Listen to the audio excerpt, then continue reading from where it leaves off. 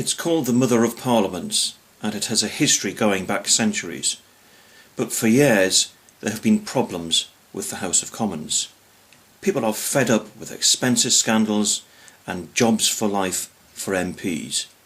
People want a better way to choose who represents them in Parliament. On the 5th of May, a referendum will be held. You will be able to choose between sticking with the old way of voting or changing to a new system that makes your MP more accountable to you in the constituency, makes MPs work harder for you in their constituencies, and ends jobs for life for MPs. If you want to see how change works for you, let's compare the old way of voting with the proposed new system. Blogstown North constituency was held by the House Party at the general election with a majority of 1,000 over the Garden Party. Yet despite winning, far more people voted for the other parties than voted for the House Party. In Blogstown North, the winning post was 20,000, even though nearly double that number did not vote for the winner. Under the old system, your vote only counted if you happened to vote for the candidate with the single largest number of votes. What would happen if we make it harder for MPs to be elected by requiring them to receive at least half the votes cast? In Blogstown North, that will mean a finishing post of 28,000 votes.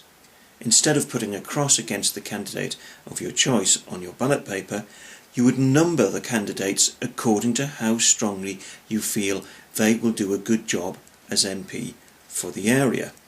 If no candidate has a majority of first preference votes, the bottom candidate drops out and his or her votes are reallocated according to their next preferences.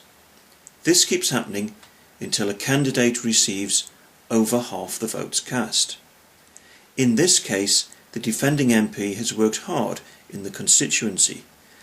That has ensured he had a wider base of support than just his own party and helped to get him re-elected. The neighbouring constituency of Blogstown East has been held by the House Party for decades. David Duckhouse has been their MP for 25 years, but residents hardly ever see him in the constituency.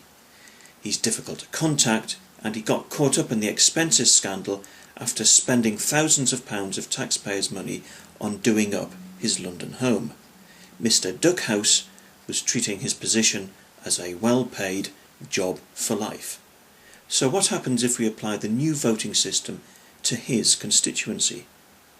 Whilst Mr. Duckhouse picks up the votes of his committed party supporters, very few others are prepared to give him a second or third preference. The result is that far more votes transfer to the Garden Party candidate than to him. People have found a way to rid themselves of a poor MP. So, if you want MPs to be more accountable to you, if you want them working harder for you in their constituencies, and if you want to end jobs for life for MPs, vote yes on the 5th of May.